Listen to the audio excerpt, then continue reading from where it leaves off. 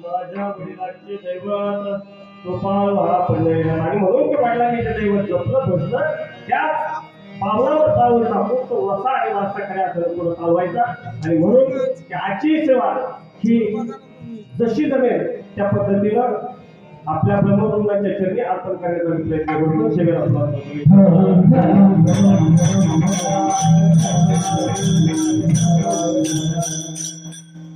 भक्तायचे दानाचे देही उदास भक्तायचे दानाचे देही उदास गेले अशा पाच निवारणी विषय तो त्यांचा झाला नारायण नावडे जनदल माता पिता जगद्गुरु तुकाराम महाराज या अभंगातून भक्ताचं महत्व खऱ्या अर्थानं ते भक्त कोणाला म्हणायचं हे महत्व खऱ्या अर्थाने याच्यातून विशद करतात. महाराज म्हणतात की भक्त कुणाला म्हणावं की ज्याचं देहावरचं तादात्म्य सुटलेलं आहे, ज्याला जगाचा विसर पडलेला आहे, त्या भक्ताला खऱ्या अर्थानं भक्त म्हणावं. आणि त्याच्या जे काही आशा आहे, त्याच्याकडे असणारे जे काही विषय आहेत, हे ज्या वेळेला खऱ्या अर्थानं पूर्णपणे संपुष्टात आलेले आणि नुकती स्थिर झालेली आहे, आशाला खऱ्या अर्थानं भक्त म्हणावं. मग अशा भक्ताला ज्याला जे समाजामध्ये व्यवहारामध्ये आपल्याला जवळचं कोण वाटतं तर आपलं नातेवाईक, आप्तेष्ट, सर्व काही मुलं बाळ, माता पिता, पुत्र पत्नी, या सगळ्या गोष्टी आम्हाला जवळच्या वाटतात. परंतु महाराज सांगतात की त्या सगळ्याबद्दल निरासक्त असलेली जी वृत्ती तयार होते तो खऱ्या अर्थानं भक्त म्हणून समजा. पण अशा भक्ताचं जर अशा पद्धतीचा भक्त असेल तर मग त्या भक्तीचं फळ काय तर तो पंढरीश पांडुरंग परमात्मा या जगाचा बाप त्याच्यावर आलेल्या प्रत्येक संकटाला तो तिथं त्याच्यासाठी या भक्तासाठी उभा राहतो. आणि मग शेवटच्या चरणावर तुकाराम महाराज सांगतात की बाबांनो तुम्हाला चांगलं करता आलं नाही ना शांततेने राहा. अनेक वेळेला असं होतं काही उद्योगच केलं जन्माला त्यासाठी आलेले असतील, चांगलं काहीच नाही करणार पण आडवे नक्कीच येणार. आणि मग तुकाराम महाराज सांगतात की बाबांनो जर तुम्हाला चांगलं काही करता येत नसेल किंवा शांत राहा, आणि जर तुम्ही चांगलं करायला आडवे आला तर मात्र तुम्हाला मोक्षाची नाही तर तुम्हाला नरकाचीच वाट धरावी लागेल. बाकी तुम्हाला नरकाचीच होईल असं सरळ सरळ आवाजात असते.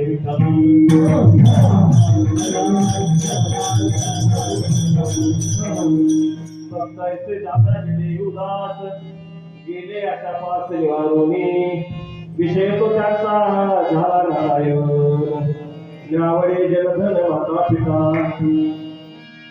जगद्गुरु तुकाराम महाराज इथं सांगतात की ज्याचा देहावरचा त्याचं तादात्म्य सुटलेलं आहे, देहाबद्दल जी व्यक्ती निरासक्त झालेली आहे ती खऱ्या अर्थाने तिला भक्त म्हणून संबोधावं. आता इथं विरोधाभास आहे की जर देहाच्या बद्दल निरासक्त झालेल्या माणसाला जर भक्त म्हणावं असं जर असेल तर आम्हाला माऊली ज्ञानेश्वर सांगतात तैसे येण्याची शरीरे शरीरा येणे सरे किंबहुना धारे चिरा पडे. देवाची प्राप्ती करायची असेल तर माऊली पण इथं सांगतात की या शरीरालाच तुम्हाला त्या देवाकडे जाता येईल. आणि इथं तुकाराम महाराज सांगतात की निरासक्त झालेली जी काही व्यक्ती आहे शरीर या संज्ञेपासून ती खऱ्या अर्थाने भक्त म्हणायची. मग आता कसं व्हायचं किंवा काय आणखी एक प्रमाण आहे मला ते शरीरा हा की शरीर हे नाशिवंत आहे, परंतु शरीरानंच आपल्याला तिथं जाता येतं. नरदेहती भागल हागल हाती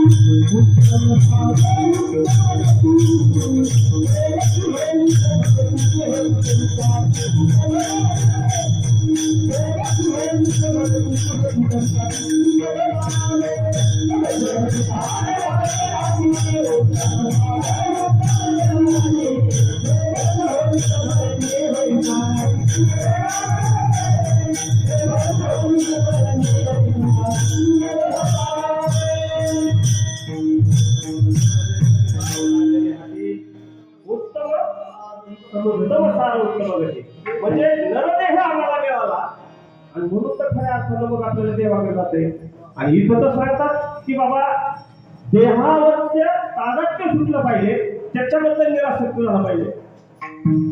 देहाची या गावा आली या जन्म मृत्यूच्या सोहळ्या ना म्हणून धनंजया जियापुरी. माऊली इथं सांगतात की तुम्हाला जर खऱ्या अर्थानं आनंदाचा सोहळा बघायचा असेल त्या देहाच्याच गावाला यावं लागतं.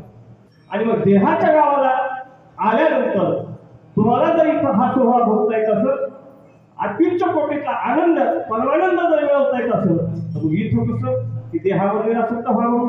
देहिता विदेही भोगू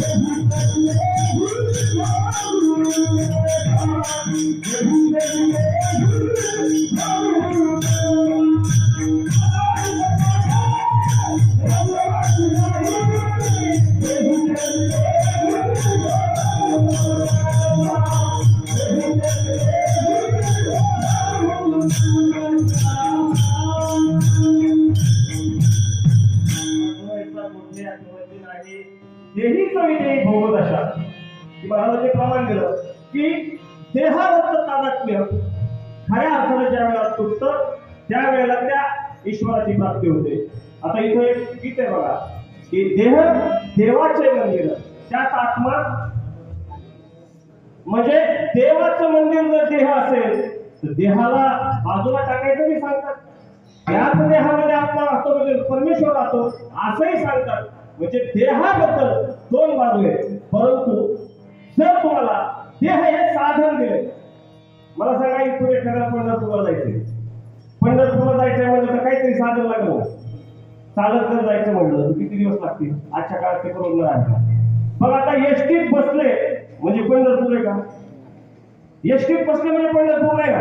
ते साधन आहे. ती एसटी तिथपर्यंत घेऊन जाईल आणि घेऊन गेल्यानंतर ज्या वेळेला तो पंढरपूरमध्ये उतरेल त्यावेळेला तो पंढरपूरला पोहोचणार.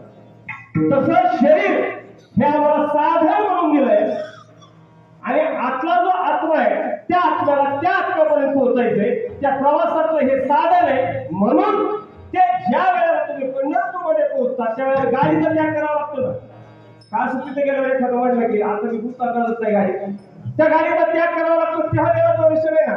तसं या देहातल्या आतल्याला आपल्याला पाहायचंय त्या प्रवासासाठीचं साधन जर शरीर असेल तर ज्या वेळेला त्याची भेट घ्यायची त्यावेळेला आपल्याला ह्या शरीर वाहनातून उतरावं लागेल आणि त्याच्याशी एकरूप व्हावं लागेल. म्हणून खऱ्या अर्थाने की हे शरीर आपण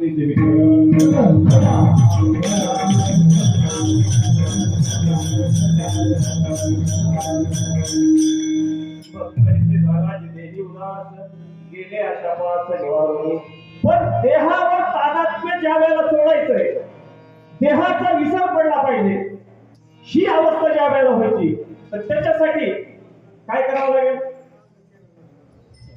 की जर ती उदासी ती मनाची स्थिती तुम्हाला जर तयारी व्हायची असेल तर काय करावं लागेल तर तुम्हाला या देहाला त्या देवापर्यंत नेण्यासाठी आधी त्याचं नामस्मरण करावं लागेल. त्याच्या भक्तीमध्ये खऱ्या अर्थानं रंगून जावं लागेल. आणि ज्या वेळेला त्याचं तुमचं शक्य होईल, भेट नाही अशा पद्धतीचं होईल, त्यावेळेला खऱ्या अर्थानं तुम्हाला शरीराचा विसर पडेल.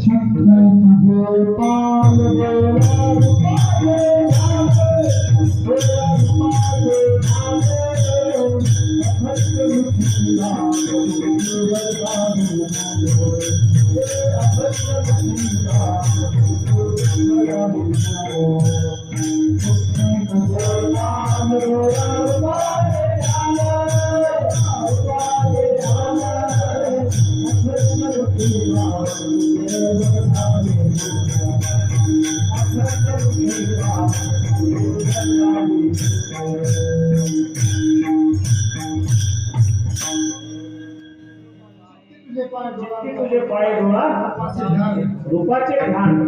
ज्या वेळेला ही अवस्था अशा पद्धतीची होईल की चित्तामध्ये फक्त एक भगवंतच असेल आणि जे काही पाहिजे ते फक्त भगवंतालाच पाहिलं जाईल, मुखातून येणारी प्रत्येक गोष्ट आहे त्याचं नामचिंतनच असेल, ही अवस्था ज्या वेळेला होईल त्यावेळेला आपोआप तुमच्या देहात तुम्हाला दिसत पडणार आहे. महाराज तुकाराम सांगतात ना की ज्या वेळेला त्यांचं भक्ती ज्या वेळेला ते करत होते, ज्या वेळेला नामस्मरणाला लग्न होत होते त्यावेळेला हे सगळं विसरून जायचे. माझी मद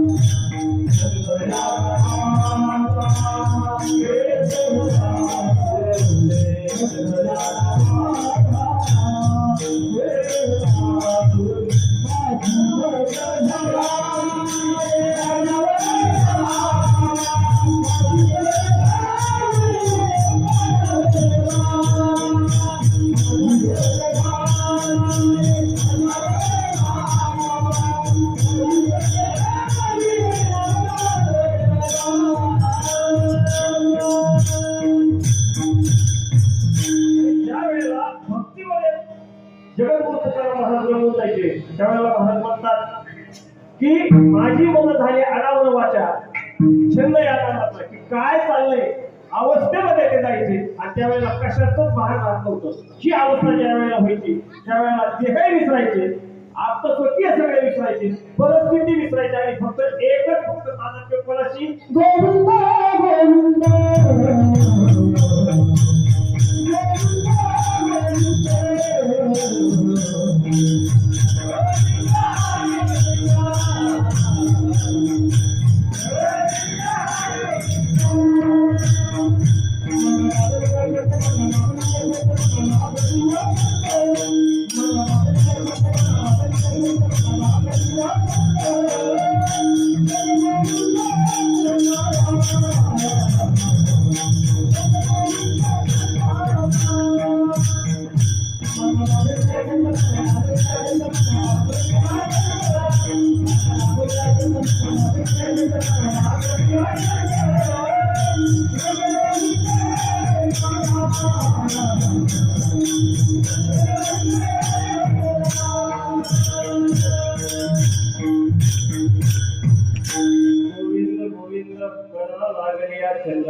त्या गोविंदाचं सोडून दुसरा हे मनाला छंदच नाही. अशी अवस्था ज्या वेळेला होईल त्यावेळेला खऱ्या अर्थाने तुम्हाला देहाचं तादात्म्य सोडण्याची गरज नाही.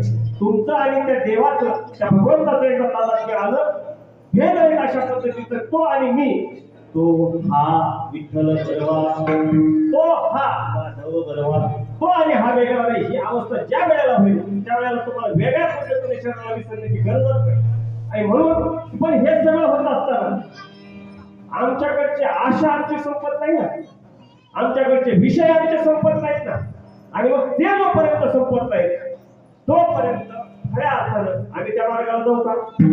मग ज्या व्यक्तीच्या ज्या भक्ताच्या त्याला कुठलीही आशा राहिलेली आहे. आमची आशा कशी आहे की इथं आलं तरी आता लक्ष घरी 10 काय काय उपवरून म्हणजे आम्हाला विसर पडतोय का? संसाराचा विसर पडत नाही. आम्हाला संसाराचा विसर पडला पाहिजे. संसाराचा विसर पडला की तुम्ही देवाशी एकरूप व्हाल आणि देवाशी एकरूप झाल्यानंतर हे साधन रूपी शरीर जे आहे त्या देहापासून तुम्ही ऑटोमॅटिकली त्याला तादात्म्य तुटणार आहे आणि तुम्ही देवाशी संलग्न होणार आहे किंवा देवाशी जोडले जाणार आहे. परंतु आम्हाला आज असं झालंय की संसारातून सुटणं होत नाही. बरं किती वेळा काय सांगावं? संसार दुःख मूळ कोणीकडे विश्रांती नाही कोठे रात्र दिवस सण. पण तरी सुद्धा माणूस थांबलाय का? मला वाटतं इथं सत्याला आलेल्यापैकी मी सकाळी जाऊन परत माघारी येणारी बरेच असतील. तेवढं दोन तासाच्या बाहेर सांगा काढून यावंच लागेल.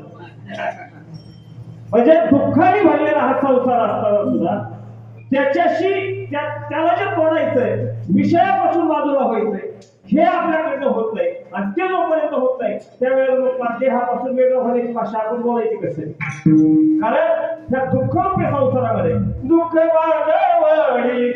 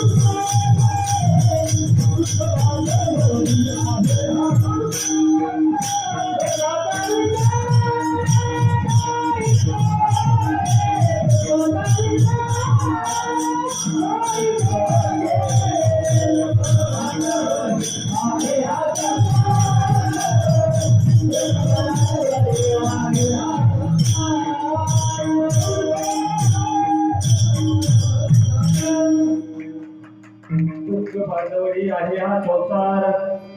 सुखाचा विचार नाही कुठे. आणि हा एवढा दुःखाने भरलेला संसार आहे. पण त्याच्यातून बाजूला येण्याचा काही विषय का? त्यातून तुम्ही बाजूला काढावं. संसाराने तुम्हाला बांधून ठेवलंय का तुम्ही संसाराला चिकटून येतं? संसार तुम्हाला म्हणतो का की बांधून राहतो, पण आम्ही त्याला सोडायला तयार नाही. आणि मग ज्या वेळेला जर समजा दुसऱ्या व्यक्तीने एखाद्याला तो बांधलेला असेल तर त्याला सोडायला कोण लागेल? दुसऱ्या व्यक्तीला सोडावं लागेल ना. पण स्वतःहून जर बांधलेला असेल तर त्याला सोडायला दुसऱ्याची काय गरज? ते स्वतः बांधलेले म्हणजे स्वतः सोडू शकतो ना. आपुली आपण करा सोड.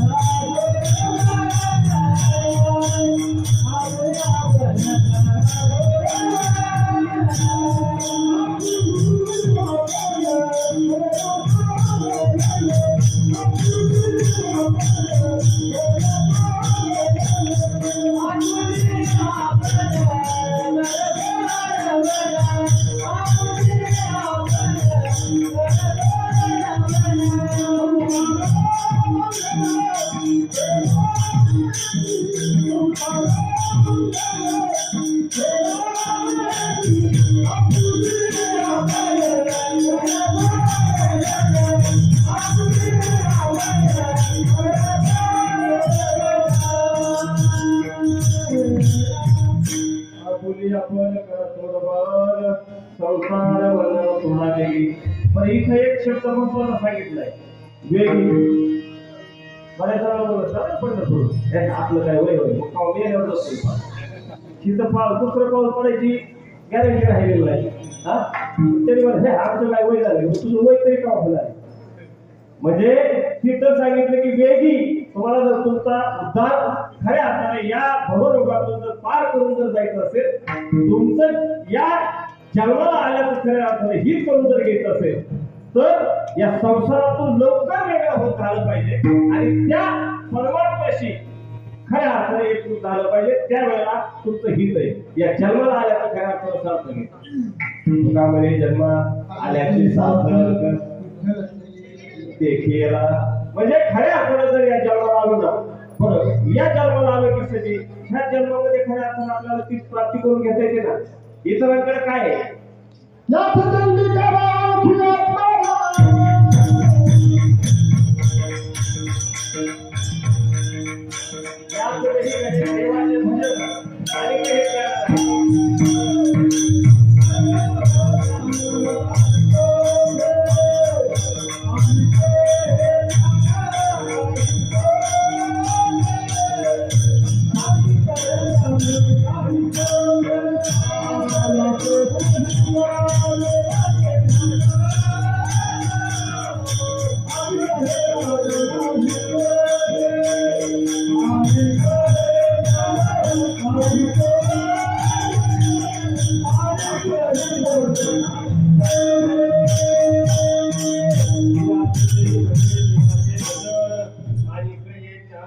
होते पशु काय पाप पुण्यदा येते उत्तम मध्यम भोग भोगिते. म्हणजे पशुआदिक इतरांना त्या योनीमध्ये ह्या देवाची प्राप्ती करायची, स्वतःच्या या जन्माला आल्याचं शास्त्र करून देण्याचं ज्ञान नाही. आणि मग नर देहामध्ये जन्माला आल्यानंतर खऱ्या अर्थानं तुम्हाला या जन्माला आलं ना तर त्याचं खऱ्या अर्थानं स्वार्थ करण्यासाठीच तुम्हाला एक साधन खऱ्या अर्थानं न देह तुम्हाला दिलेला आहे. पण ह्याचा उपयोग किती तुम्हाला सांगितलं असतं, प्रवासात देहाचा उपयोग करायचा आणि एकदा इच्छित ठिकाणापर्यंत एकदा पोहोचल्यानंतर मात्र मग ह्या देहाला साधनाला सोडून द्यायचं. आणि अशा पद्धतीने जो कोणी व्यक्ती भजनामध्ये संग होत असेल आणि देवाला सोडून इतर सगळ्या अशा ठिकाणी मानलेल्या असतील, अशा व्यक्तीला खऱ्या अर्थानं तुकाराम महाराज म्हणतात की भक्त कोणाला म्हणावं ते पहिल्या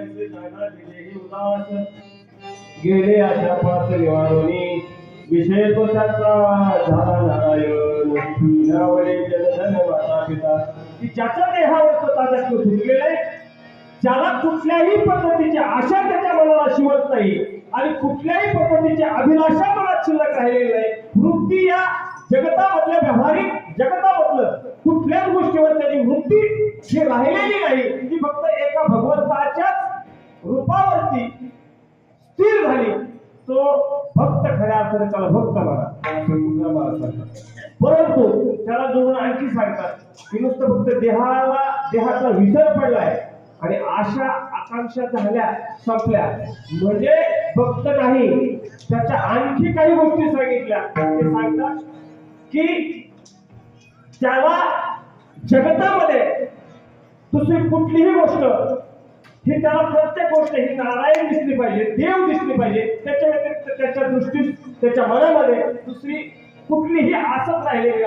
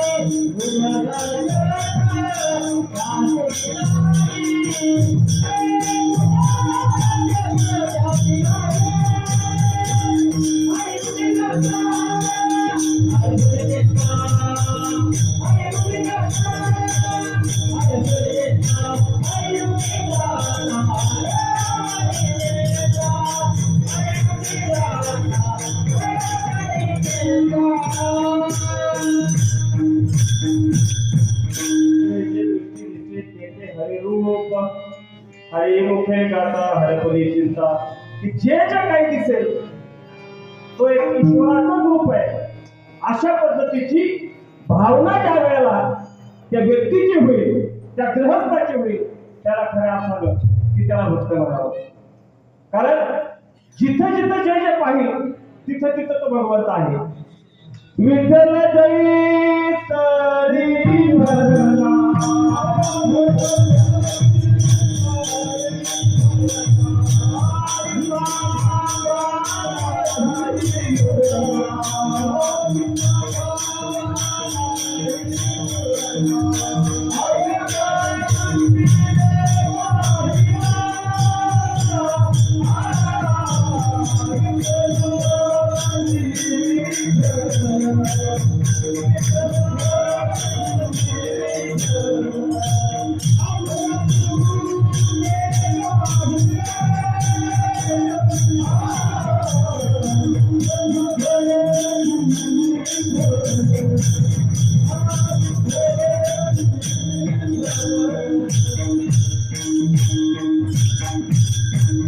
जगतामध्ये दिसणारी प्रत्येक गोष्ट ही ईश्वराचं रूप आहे. ममय वांश जीवलोके जीवभूता सनातनहा मनःषष्ठेंद्रियाणि प्रवृत्तिस्थानी गच्छति. जे जे काही जीव म्हणून कशाला जन्माला आलेले जे जे दिसतंय ते खऱ्या अर्थाने सांगतात ते ईश्वराचा अंश आहे. आणि म्हणून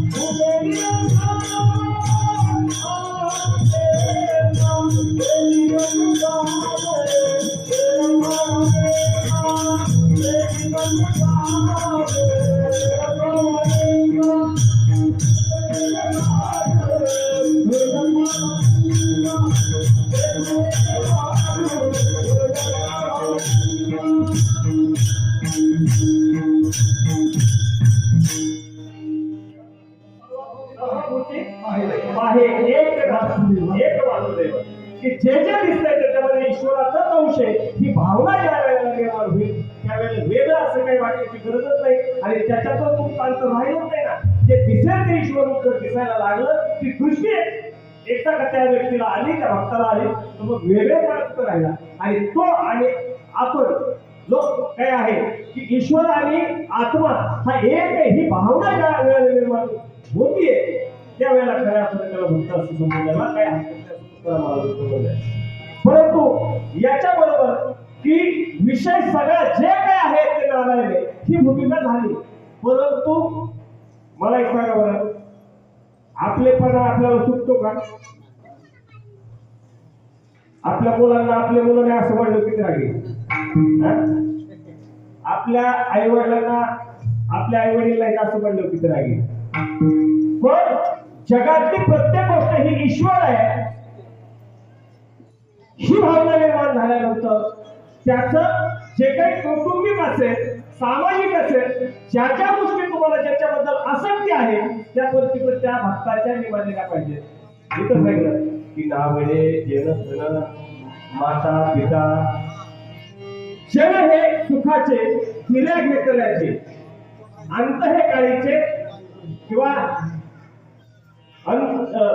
अंतकाळीचा सोयरा तुका म्हणे विभुक्ता की खरा सोयरा कोणे हे आमच्या बाकीच्या जगाच्या मागे लागलं. खरा सोयरा कोणे तो विठ्ठल. आणि त्याच्या व्यतिरिक्त हे कोणाशीही हे जे काही जन आहे धन आहे ह्या गोष्टी तुम्हाला तारून येणाऱ्या नाही. आता तुम्हाला शेवटच्या वेळेला तारून येणार कोणी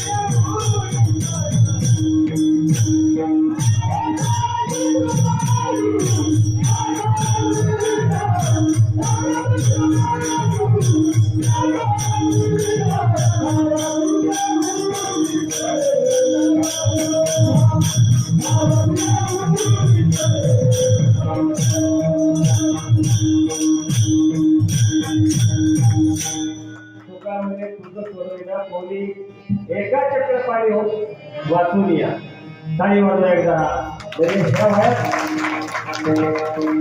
साधलंय मला